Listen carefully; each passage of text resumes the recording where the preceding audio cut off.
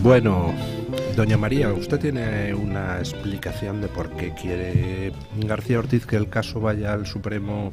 Por qué intentó esa jugada tan rara? Bueno, al Supremo va a ir sí o sí, siempre que se dirijan acciones penales o que se decida procesarle con esa acusación de delito de revelación de secretos, porque él es aforado ante el Tribunal Supremo. Luego, el único competente para juzgarle es el Tribunal Supremo. Él lo que intentó, consciente de esa declaración a la que yo hacía referencia antes, de esa testigo, la de la fiscal que se negó a cumplir la orden y dejó por escrito en un mail que se negaba a cumplir esa orden y que si lo hacía por la obediencia debida que impone jerárquicamente la Fiscalía o el Estatuto Orgánico del Ministerio Fiscal en nuestro país, era que se conociese todo el detalle cronológico, cómo sucedieron las cosas, quién dio la orden a quién, cómo se pidió, que ya había recibido WhatsApps. Él no quería que eso se supiese y por lo tanto trató de neutralizarlo elevándolo al Supremo, donde sabe que los tiempos son más largos, que hay menos no diría experiencia, pero menos costumbre, porque no están tan habituados a investigar desde ese punto de vista y hacer pesquisas tan comunes, ¿no?, como las que hacen los juzgados de instrucción o el Tribunal Superior o las audiencias provinciales, y por lo tanto sabía que iba a ganar algo de tiempo, porque, hombre... O sea, no pretendía, digamos, ponerlo en un tribunal donde tuviera más posibilidades de control, sino simplemente evitar la declaración de su subordinada ante el Tribunal Superior de Justicia y ganar tiempo. De alguna manera, y ganar tiempo sin esos datos sobre la mesa, porque él sabía que eso era ya, digamos, incontestable, ¿no? Y que va a derivar en donde iba a derivar. Y no es lo mismo que el fiscal general diga, no, yo, por cierto, 3 meses después de no haber dado la cara por sus subordinados, dejando que se querellasen contra ellos y haciendo esa declaración de responsabilidad institucional cuando las cosas ya se ponían feas. Pero él no dijo absolutamente nada durante todo ese tiempo. Si él ya sabía que el responsable último era él, que la orden era conocida y demás, podía haberlo hecho desde un principio, decir, es cuestión mía y yo pido ir al Supremo. No lo hizo. O sea, es un acto de cobardía, pero él sabía que tenía que arreglar y llegar a tiempo para arreglar el tema de la amnistía, para dictar ese decreto obligatorio contra el que se han rebelado 4 fiscales que le comunicaron además mucho antes de que existiera esa instrucción cuál era su criterio, y que mañana veremos qué pasa en la Junta de Fiscales de Sala, en ese generalato que, por cierto, he de decir que de los miembros que lo integran, prácticamente 2/3, por no decir más de 2/3, han sido cargos colocados a dedo de la Unión Progresista de Fiscales, de la UPF, tanto por Dolores Delgado como por el propio García Ortiz. Así que, con lo cual no se esperan grandes sorpresas, ¿no? Va a ser un pleno tenso, creo, porque yo no sé hasta qué punto todos los afines o teóricamente afines están por la labor de salvar una norma que tiene claros visos, al menos de dudas, sobre la inconstitucionalidad o la aplicación en el caso de la malversación. Pero, a priori, sí que es verdad que es bastante más afín al fiscal general que a los 4 fiscales, sí, al menos en la teoría. Pero hay dudas de que fiscales de los denominados progresistas se les puedan revelar. Bueno, ya lo hicieron en la ocasión anterior. Yo creo que a García Ortiz le han convocado, que yo recuerde, 4 artículos 27 en estos 2 últimos años, que los artículos 27 son los que permiten a los fiscales, a cualquier fiscal de la carrera, discutir o cuestionar una orden de un superior para incumplirla, porque considera que es inapropiada o bien que es contraria a derecho. Entonces, en esos casos cabe plantear un conflicto con tu superior. Y ese conflicto lo resuelve lo que se llama el generalato de la Fiscalía. Los más antiguos, los fiscales de sala, que es la máxima categoría, que están ya, digamos, de vuelta y media en la carrera y en la profesión. Y entonces ellos deliberan sobre las 2 posturas y votan para saber cuál es la que debe aplicarse en cada caso concreto. Y la última fue la fiscal del Tribunal Superior de Justicia de Madrid, que creía que había que investigar la querella por revelación de secretos que planteó el novio de la presidenta de Madrid, de Isabel Díaz Ayuso, contra la fiscal provincial y ese fiscal instructor al que yo me refería, que sacaron de un partido de fútbol. Y de ese cónclave hubo 13 votos que dijeron que había que archivar, como decía García Ortiz, por supuesto de afines, una abstención, que era un fiscal que es el marido de la fiscal superior que se negó a cumplir la orden y se abstuvo por razones obvias, porque estaba de alguna manera concernido. 2 fiscales, uno de ellos que era la exfiscal general del Estado, la señora Segarra, que dijeron que si bien no consideraban que tuviera que investigar la Fiscalía, sí debía hacerlo la justicia ordinaria porque había indicios de delito, y otros 13 fiscales que votaron a favor de seguir adelante, como pedía la fiscal de base, investigando en la Fiscalía esa querella. Casi igualada. Yo diría casi 15-13 y una abstención, porque realmente los 2 que decidieron apoyar una investigación judicial, aunque no fiscal, realmente sí veían indicios de delito. Pero bueno, se maquilló de aquella manera y como hubo 13 que dijeron que se podía archivar, pues se le dio el caso a la número 2 de García Ortiz, que hizo el informe preceptivo y se presentó con urgencia y diligencia para hacerlo constar. Por cierto, de todos los casos en los que la Junta de Fiscales le ha dado la razón al fiscal general, en estas últimas ocasiones a las que me he referido,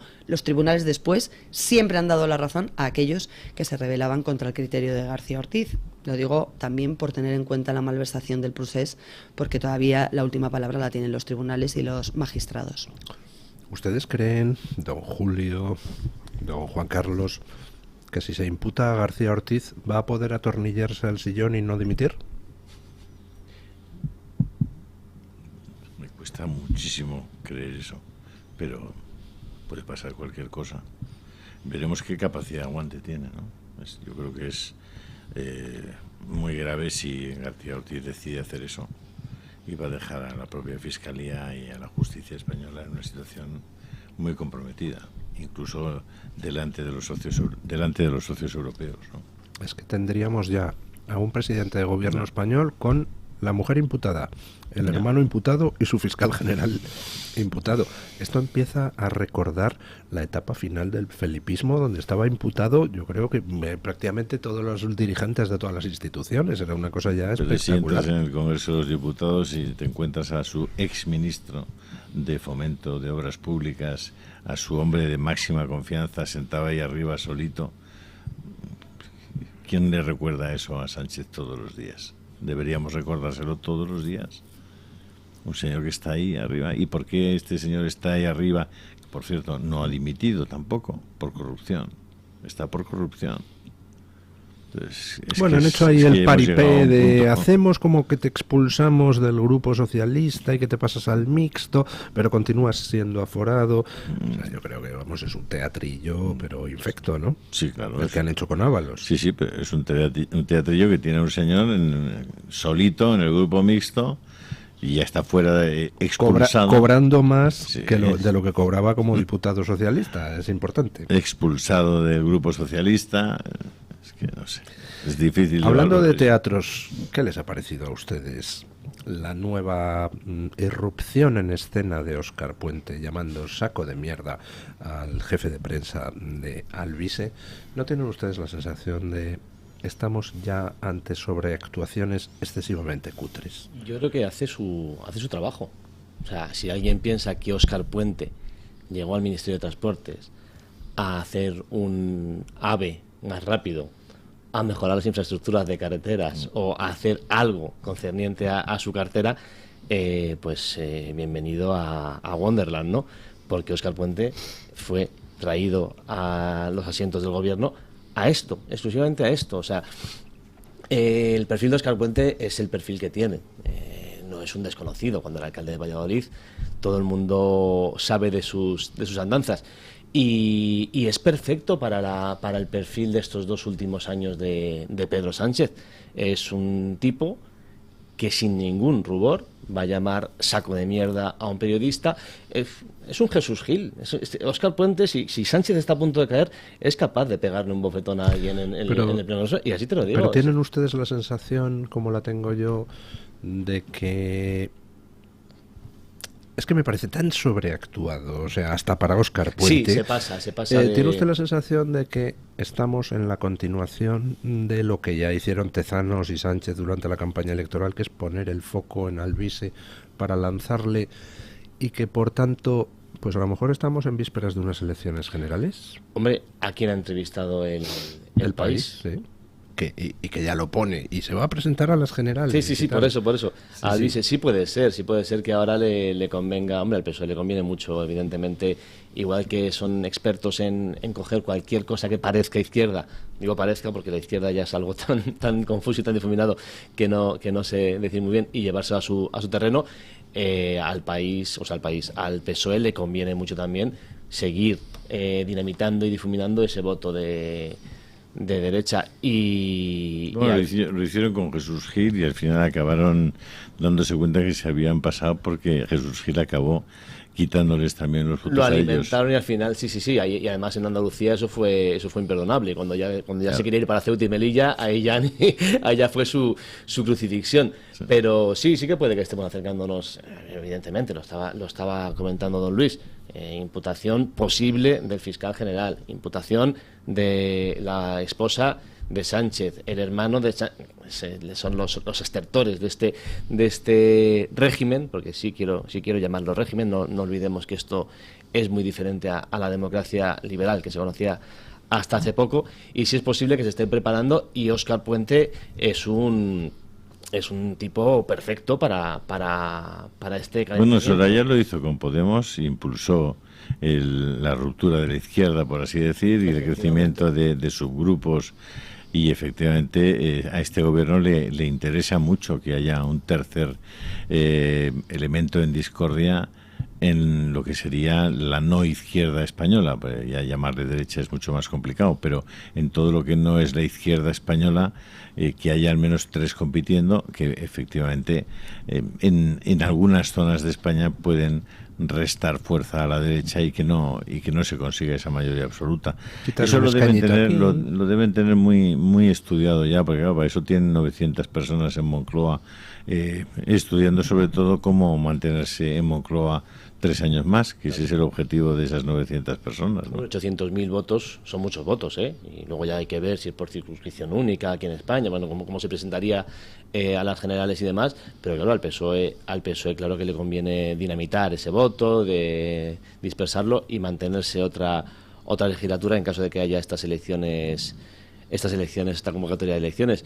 Y luego... Y a la población le corresponde madurar y discernir en el futuro qué es lo que le conviene a este país, ¿no? Dirigir bien el voto y saber si realmente quieres expulsar a este hombre de la Moncloa, porque al final las elecciones generales, aunque no sea un régimen presidencial, sí se está haciendo... ¿Y si lo quieres expulsar, para hacer qué? Claro, ¿y cuál quieres que sea el cambio? Porque claro, si quieres que el PSOE pase a ser otro PSOE diferente, pero sigue siendo PSOE, vas a estar decidiendo tu voto.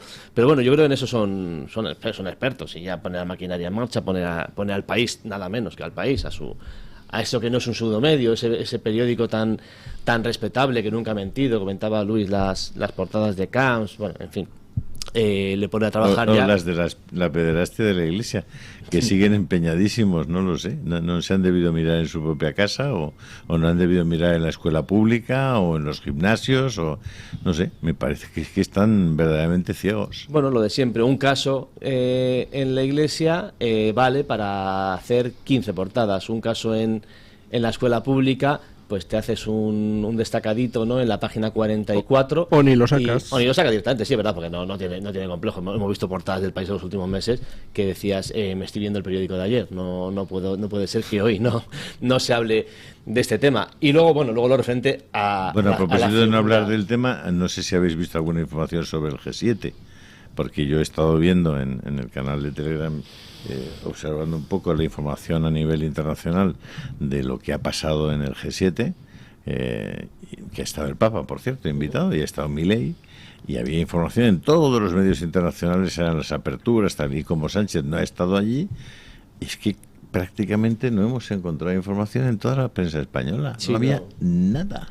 Interesa con decisiones tan importantes como la del aborto. Muy importante lo que estaba pasando en el G7, ¿no? Pero como no estaba Sánchez, cero.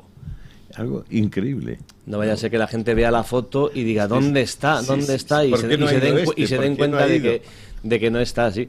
Pero bueno, ya por cerrar el asunto de Puente, creo que esa figura, ese personaje es idóneo para Sánchez. En las familias, yo soy muy fan de las películas de la mafia de los años 20, 30 en los Estados Unidos, y en las familias de la mafia tú no cogías al más brillante para deshacerse de los cadáveres.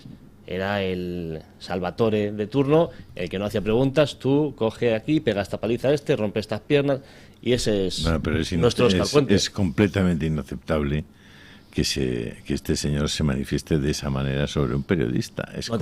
Tenía que estar pidiendo perdón todo el partido. No, el señor Puente ya no debería estar ni como portavoz, ni como ministro, ni como nada.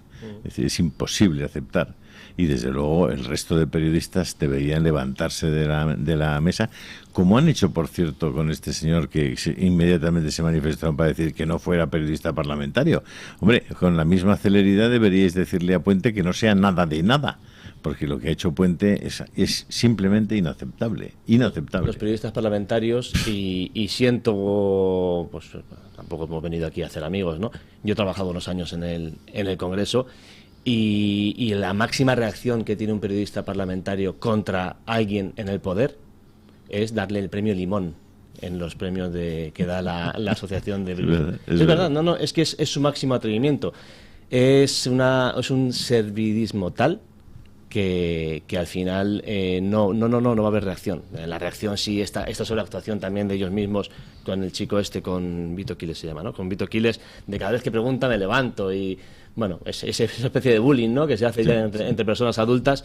Pero bueno, más allá de la figura de Vito Quiles, es una persona que está preguntando en el Congreso de los Diputados. No está saltando encima de la mesa, ni está haciendo... Tú tendrías como periodista que rebatirlo, ¿no? El próximo periodista que se levante cuando hable Vito Quiles y no se levante cuando hable Óscar Puente deberá justificar por qué le llaman periodista. Porque cualquier periodista no tendría que ver el carnet del medio que tiene en el bolsillo. Tendría que decir, ¿qué está diciendo Pachi López? Ahora mismo le están preguntando y está... No, señor portavoz, hablo de Pachi López porque se dedica a esos golpes en la rueda de prensa.